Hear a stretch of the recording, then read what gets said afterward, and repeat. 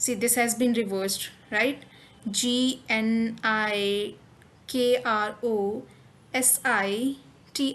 So it's working as expected. Hello and welcome back to my YouTube channel. I hope you guys are doing good. So today in this video we will learn how to reverse a string without using reverse function, which is actually achievable without using reverse function, but we will see how this can be done using a recursive method, okay, which is an interview question. So without any further delay, let's get right into the video. Alright, so I have already created an expression rule which will help me swap two numbers, okay. I will be swapping the current number and the next number until the first number reaches the last position, okay. So for that I'll first create a rule input for my list. We'll name it as numbers, which should be number, integer and array, okay. And I also need an index with the help of which I will be swapping the numbers, and I have to keep incrementing the same until the first number takes the last position. Cool. Now I'll initialize some local variables to get the numbers at the current index and the number which falls next to that. So here local A, I'm gonna get the number which is at index 1, okay, ri index, and then I'll initialize another local variable to get the number which is next to that, okay, ri numbers, and then ri index plus 1. Let's say if my index is 1, I'm gonna get the number which is at index 1 and store that in this local variable, and then I'm gonna get the number which is at index 2, because ri index plus 1, 1 plus 1, 2, and then gonna store that in this local variable called local b, okay. Now with the help of update function, I'm gonna update my array. I'm gonna swap the numbers, okay. Update, it takes 3 parameters: data, index and value. Data is gonna be my this rule input, right? This is something which I'm going to update. So ri numbers, okay, and the index, at what index I want to update. So first I will be updating the number. Let me just pass some test value to this. It's a 3, 4, 5, okay. So first I'm gonna update 3 at index 2, okay. So 3 is something which is being stored in this local A, right? Because in this I'm storing the value which is at index 1. So 3 is something which is being stored in local A, and I have to update 3 at index 2, okay. So this should be ri index plus 1, because the value of index is 1 at the moment, okay. This is 1. So 1 plus 1, 2. Then the value which I want to update my array with, which is local A. This is gonna update ri numbers at index 2 with this value, with local A, which is 3. I'll just test this for you. See, 3, 3, 5. This 2 has been replaced with 3, right? This has been replaced with local A. So with the help of this update function, I have already updated the number which is at index 2. Likewise, I have to update the number which is at index 1, right? That's how we swap two numbers, right? Now I'm gonna wrap this inside a bang update. This time this is going to be my array, okay. I am going to update at index 1, okay, which is nothing but ri index and the value. This time I'm going to update the value at index 1 with the value which is sitting at index 2, right, which is 2. So this should be 2, 3, 5. And where am I storing the value which is sitting at index 2? In this local variable, right, local b, ri index plus 1. So here I just have to pass local b to this, okay. Now I will try to test this again. You can see the first two numbers have been swapped, 2, 3, 5, okay. And I will keep incrementing the value of this ri index until the first one reaches the last position. As soon as it reaches the last position, I'm not gonna touch this, okay. I'm not gonna touch this ever again, because it has already taken its right position. And once it does that, I'm gonna now play with these two. I need to move this to the last second position, and once it reaches the last second position, I'm not gonna touch it again and then stop incrementing the index then and there. Okay, so that's how it is gonna work. Okay, I'll just save my changes and will create another expression rule which will be called recursively. So I have already created an expression which I have named it as as reverse string using recursion. Okay, now I will be creating some rule inputs which I will be needing to pass the data from this to this expression rule. Okay, so here this should be again numbers, and the type should be number integer array. I need another rule input for incrementing my index. Okay, we'll just name this as incre, which should be incremented. Okay, and another rule input for decrementing, which should be decremented. And with the help of this rule input, I will have to stop this rule from going into infinite executions. Okay, now I'll just initialize some of the local variables. Okay, local incre. For the first iteration, my rule input would be null, right? So if it is null, if a bang is null or empty, ri incre, if it is null, then it should be 1, else use the value of ri incre. Okay, I'll do the same for decree, local decree. I'll just copy this, okay, and paste it over here. If ri decree is null, if it is null, then it should be using the length of my number. Okay, rule input, the length of my array. Okay, length of ri number. Okay, so if it is null, it is gonna use the length for the first iteration. So for the first iteration, ri decree is gonna be null, so it's gonna use the length of ri number as its value. Okay, and if it is not null, then use the value of ri decree. Cool, this is done. Likewise, you will have to handle this list of numbers as well. Local numbers. Okay, if a bang is null or empty, ri numbers, then if it is null or empty, then this is something which needs to be manipulated. Okay, let's say wire. Okay, I'll just wrap it inside code function to convert each character into its Unicode code. Okay, and if it is not null, then use ri numbers. Cool. I'm gonna call this function inside itself recursively. Okay, rule as reverse string using recursion. Okay, in here I can see no parameters, right? Because I haven't yet saved my changes. So I'll just first my changes in order to be able to access these parameters. Changes have been saved. Now I should be able to see all these parameters. See, I can see, right? Numbers, incre, decree. So numbers. So this is something which we are going to manipulate. And how are we going to do that? Using this rule, right? So in here I have to call this rule which is gonna update my string. Okay, rule as swap numbers. Here I have two parameters, numbers and index. Numbers is gonna be local numbers. Okay, and this index which needs to be incremented, right? And the same is being stored in this local incre. So I'll just map this rule input ri index with local incre.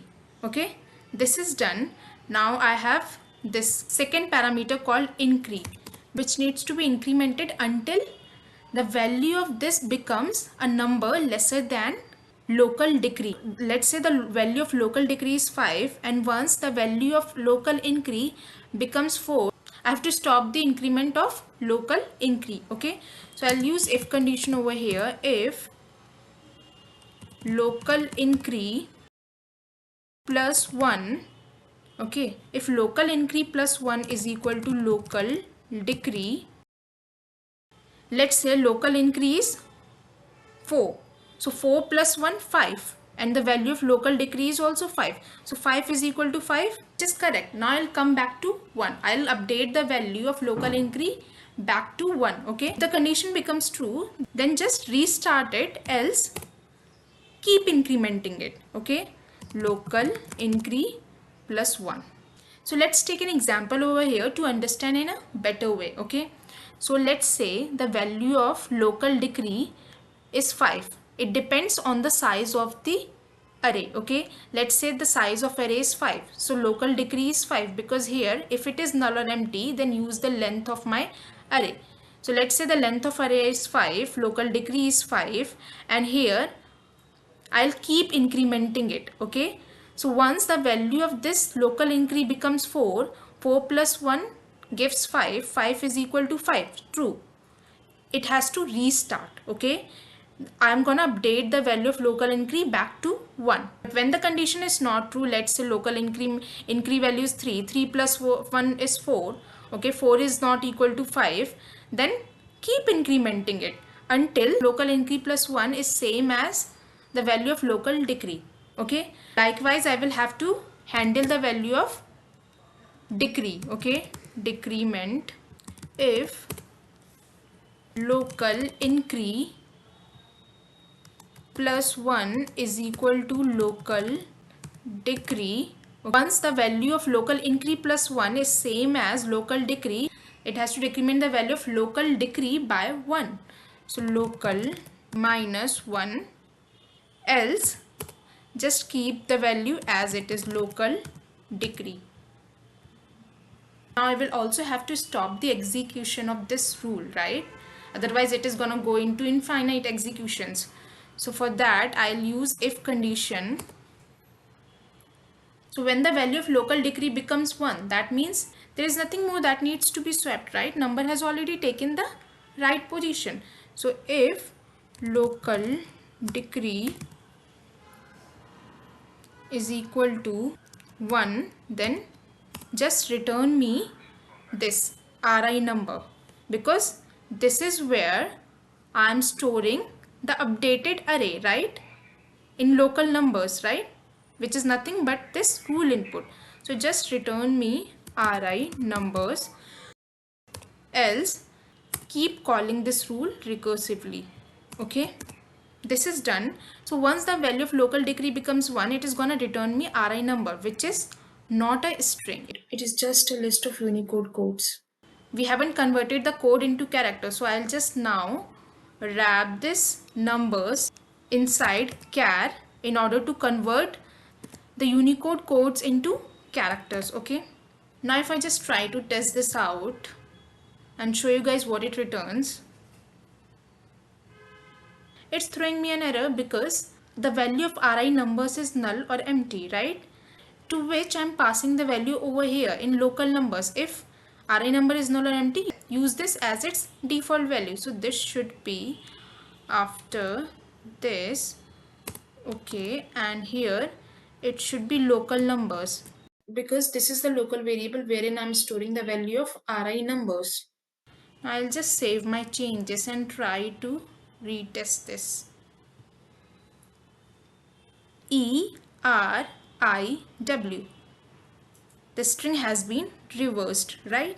I'll just wrap this inside join array function to concat the elements of this array into a single string. And we'll try to test this again. I think I need to save my changes first. There you go, ERIW. So it's working, right? Now I'll try to reverse a sentence. Okay, it is working. I'll just format the code and now try to test this. It says, see, this has been reversed, right? GNIKROSITI. So it's working as expected. Now let's go through this and try to understand what we have done. Okay, I'll take a simple string. Okay, wire. See, For the very first iteration, the value of local incree would be 1, right? Because it is null, so it's gonna use 1 as its default value. So this is 1, and the value of ri number would be wire, right? Because this is null, ri number is null, so it's gonna manipulate this string in the first iteration, which is wire. Okay, and then the value of local decree, which is null for the first iteration, so it's gonna use the length of local number. The length of local number is 4, so this would be 4. I am calling this rule recursively, right? Wherein I have to update this ri number, okay, this rule input, which I am doing with the help of this rule, this logic. Okay, so here I have this number which needs to be updated, which is local numbers. Okay, local numbers, and then the index to which I am passing the value of local incree, which is 1. So it goes there, and the index is 1.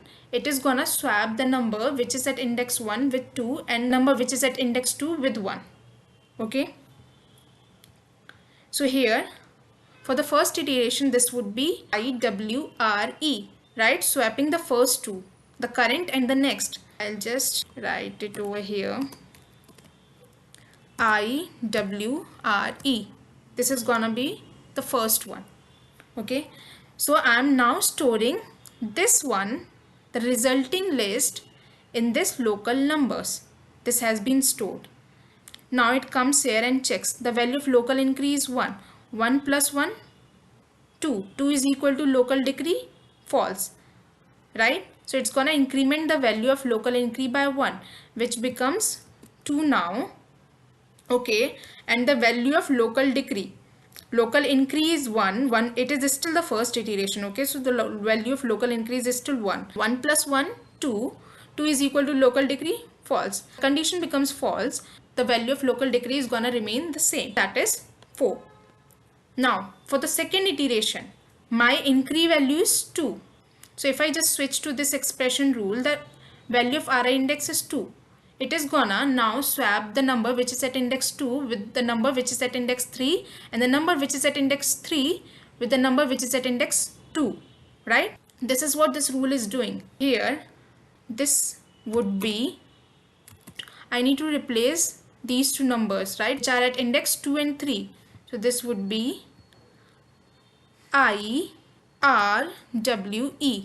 Okay, now this updated array is being passed to this number.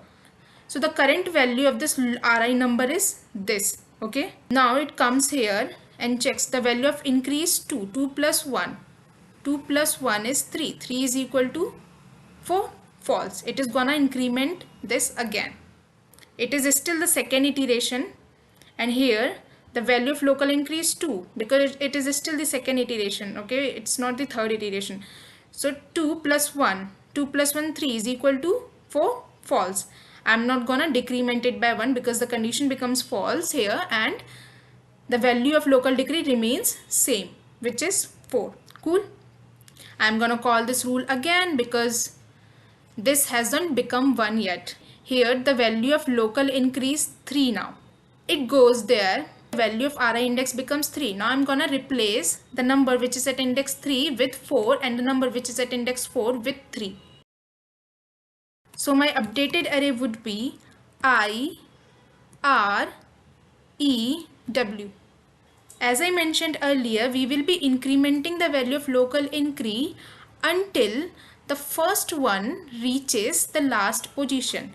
And now if we can see, the first one has already reached the last position, right? So now we have to stop incrementing the value of local incree because the first one has reached the last position. Okay, which we are handling using this condition. Local increase 3. 3 plus 1 gives 4. 4 is equal to 4. Now I have to restart it, right? I don't have to touch the last index now. Okay, now the value of this becomes 1. Cool. And here local incree 3 plus 1, 4 is equal to 4. The condition becomes true, and I'm going to decrement this now by 1, which becomes 3.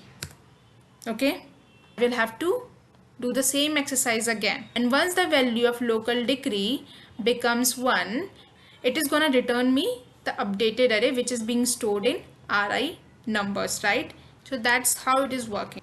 If you have any doubt or any question with respect to this, feel free to drop a comment below. I would be happy to help you. So that's pretty much for the day. If you want more such videos, please like my video, share it as much as you can, and yes, don't forget to subscribe to my channel. I'll see you guys in my next video. Until then, cheers, bye bye.